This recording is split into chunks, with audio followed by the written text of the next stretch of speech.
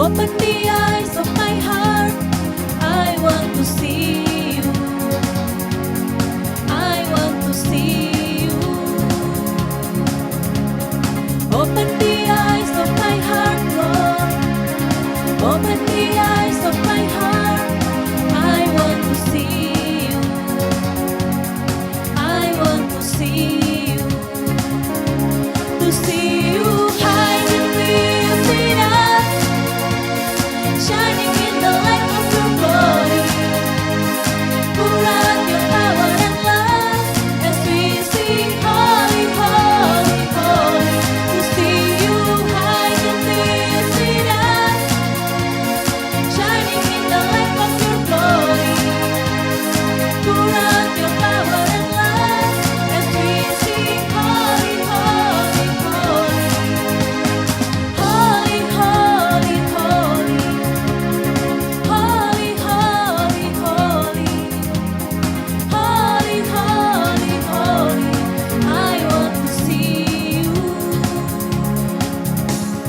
Holy, holy, holy. Holy, holy, holy.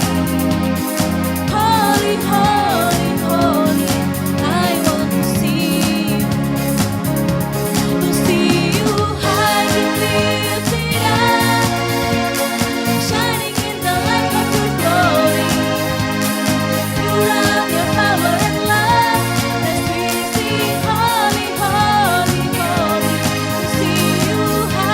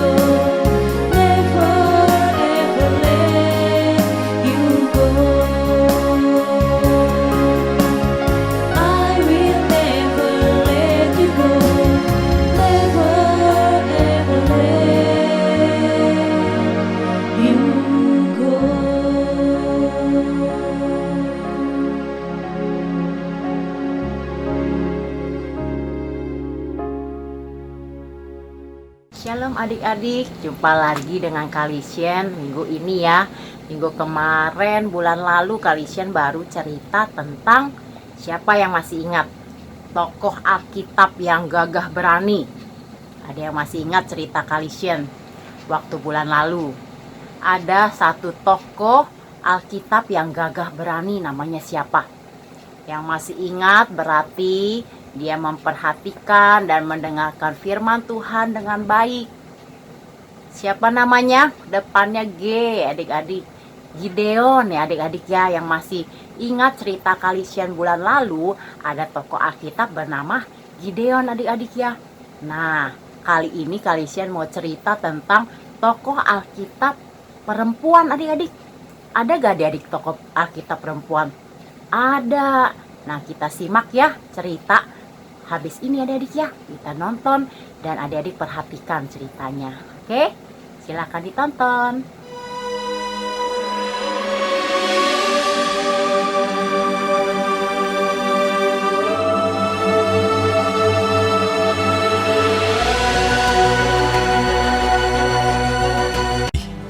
Orang Israel melakukan pula apa yang jahat di mata Tuhan.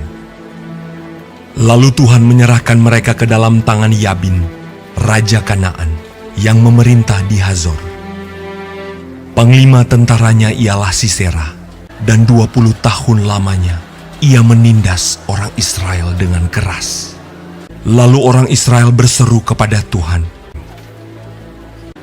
Pada waktu itu, Deborah, seorang nabiah, istri Lapidot, memerintah sebagai hakim atas orang Israel. Ia biasa duduk di bawah pohon korma Deborah, antara Rama dan Betel, di pegunungan Efraim, dan orang Israel menghadap dia untuk berhakim kepadanya. Ia menyuruh memanggil Barak bin Abinoam dari Kedes di daerah Naftali, lalu berkata kepadanya, "Bukankah Tuhan Allah Israel memerintahkan demikian? Majulah, bergeraklah menuju Gunung Tabor dengan membawa 10.000 orang Bani Naftali dan Bani Zebulun bersama-sama dengan engkau." Jawab Barak kepada Deborah, "Jika engkau turut maju, aku pun maju. Tetapi jika engkau tidak turut maju, aku pun tidak maju." kata Deborah. "Baik, aku turut." Barak mengerahkan suku Zebulon dan suku Naftali ke Kedes. Maka 10.000 orang maju mengikuti dia. Juga Deborah maju bersama-sama dengan dia. Setelah dikabarkan kepada Sisera, dikerahkannyalah segala keretanya, 900 kereta besi, dan seluruh rakyat yang bersama-sama dengan dia. Bersiaplah, sebab inilah harinya Tuhan menyerahkan Sisera ke dalam tanganmu. Bukankah Tuhan telah maju di depan engkau? Lalu turunlah Barak dari Gunung Tabor, dan Tuhan mengacaukan Sisera serta segala keretanya. Dan seluruh tentara Sisera tewas oleh mata pedang, tidak ada seorang pun yang tinggal hidup. Tetapi Sisera dengan berjalan kaki melarikan diri ke kemah Yael, istri Heber, orang Keni itu. "Singgahlah Tuanku, silakan masuk, jangan takut." Berdirilah di depan pintu kemah. Dan apabila ada orang datang dan bertanya kepadamu, "Ada orang di sini?" maka jawablah, "Tidak ada." Lalu singgahlah ia ke dalam kemah perempuan itu, dan perempuan itu menutupi dia dengan selimut, sebab ia telah tidur nyenyak karena lelahnya. Tetapi Yael mendekatinya diam-diam, lalu dilantaknyalah, maka matilah orang itu. Pada waktu itu muncullah Barak yang mengejar Sisera. Keluarlah Yael mendapatkan dia dan berkata kepadanya, "Mari, aku akan menunjukkan kepadamu orang yang kau cari itu." Demikianlah Allah pada hari itu menundukkan Yabin Raja Kanaan di depan orang Israel. Lalu amanlah negeri itu 40 tahun lamanya.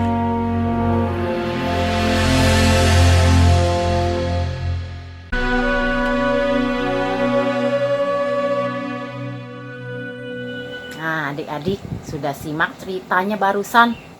Ada tokoh Alkitab siapa di situ? Perempuan kan adik-adik?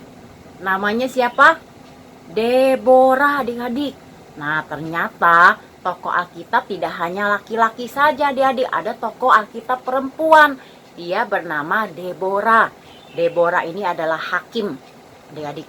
Hakim keempat di Israel adik-adik. Nah, adik-adik tahu hakim itu apa? Hakim itu pemimpin tertinggi Israel di tanah perjanjian adik-adik. Nah, setelah kematian Musa, dipimpin saat itu oleh hakim yang bernama Deborah adik-adik. Nah, hakim pada masa itu adik-adik tidak seperti zaman sekarang. Jadi Deborah itu memimpin bangsa Israel. Dia pemimpin tertinggi pada saat itu adik-adik ya.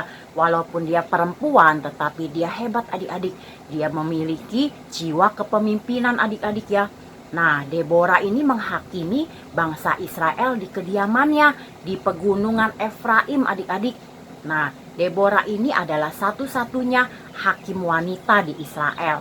Nah, adik-adik, Deborah selain seorang hakim, dia juga seorang nabiah perempuan adik-adik. Bisa kita buka ya di dalam Alkitab kita dalam Hakim-Hakim 4 ayat 4 adik-adik. Yang ada Alkitabnya di sana, adik-adik bisa buka dalam Hakim-Hakim 4 ayat 4. Nah, isinya adalah pada waktu itu Deborah, seorang nabiah, istri Lapidot, memerintah sebagai hakim atas orang Israel. Nah, di dalam kitab Hakim-Hakim dijelaskan kalau Deborah ini seorang nabiah adik-adik. Adik-adik tahu nabiah itu apa? Nabiah itu sebutan seorang nabi perempuan adik-adik. Kalau nabi itu kan laki-laki. Nah, kalau nabiah ini sebutan untuk perempuan. Nah, nabi itu tugasnya apa adik-adik? Dia sebagai penyambung lidahnya Allah. Jadi tugasnya nabiah ini dan nabi menyampaikan firman Allah adik-adik kepada umatnya saat itu. Nah, Deborah tugasnya menyampaikan firman Tuhan kepada umat Israel, termasuk menegur bangsa Israel yang berbuat salah, yang melakukan dosa. Sama Deborah dihakimi saat itu adik-adik ya. Nah, itulah tugasnya nabiah adik-adik pada saat itu.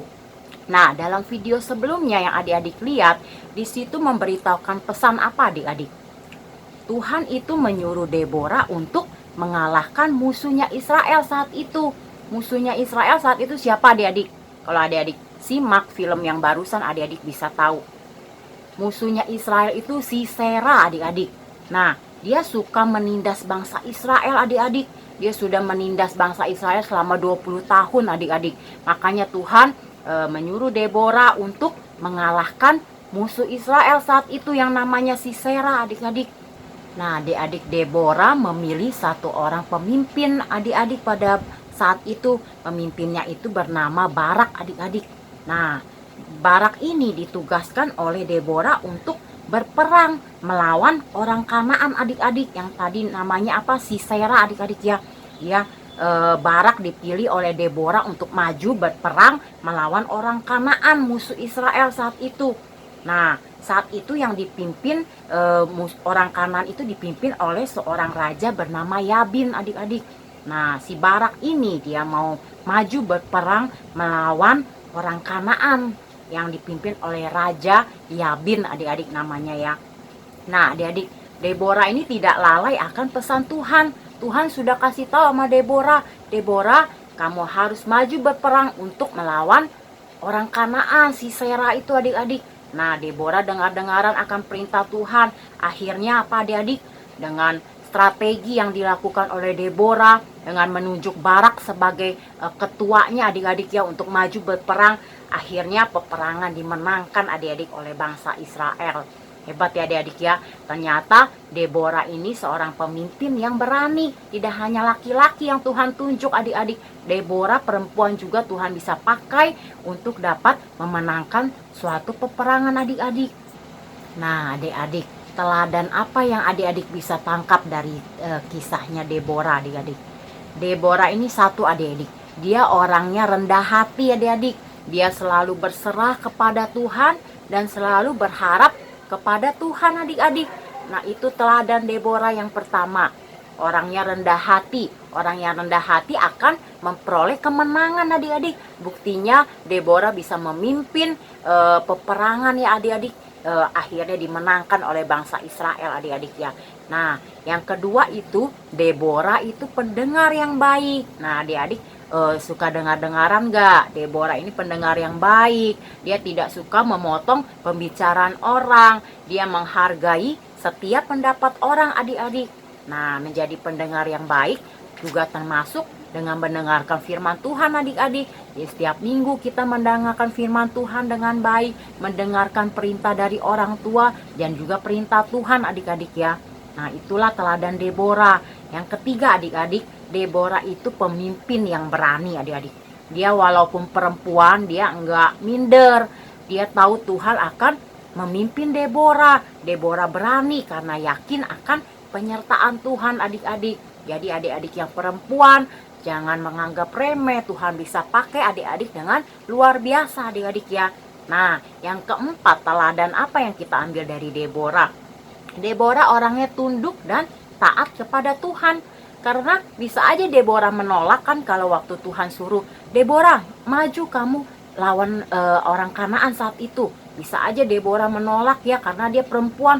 Kok saya Tuhan, kenapa nggak pilih yang lain, yang anak laki-laki aja?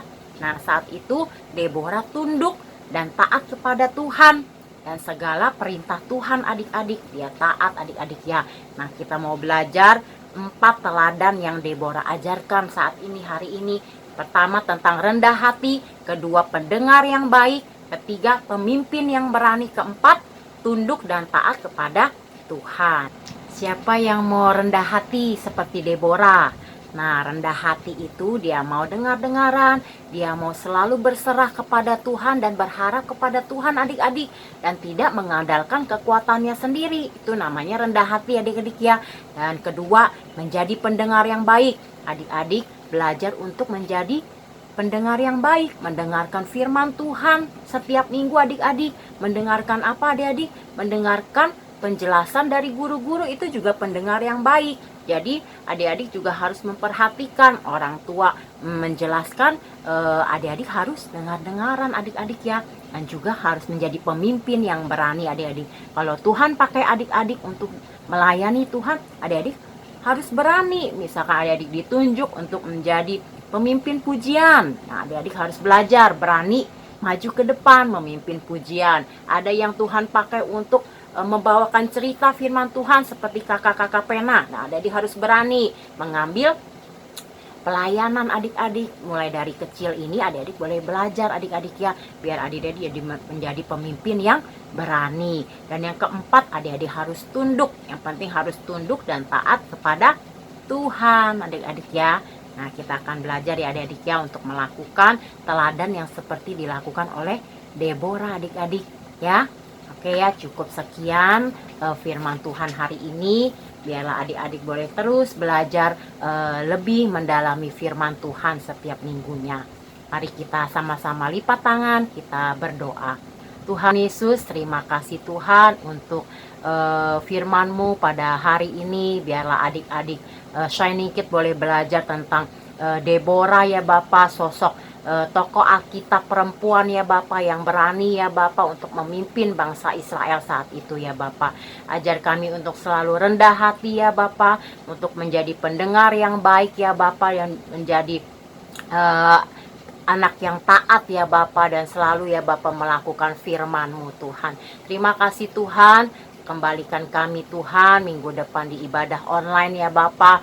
Biarlah Engkau senantiasa memimpin ibadah kami yang online maupun yang onsite ya Bapak. Engkau berkati kami semua ya Bapak. Terima kasih Tuhan, kami berkati juga ya Bapak. Engkau berkati guru-guru sekolah minggu yang ada ya Bapak. Engkau pakai pelayanan mereka dengan luar biasa ya Bapak. Engkau berkati adik-adik Shining Kid beserta keluarganya di rumah. Berikan kesehatan ya Bapak, dan juga Engkau berikan berkat bagi keluarga adik-adik Shining Kid ya Bapak. Terima kasih Tuhan, hanya di dalam nama-Mu kami berdoa dan mengucap syukur. Haleluya, amin.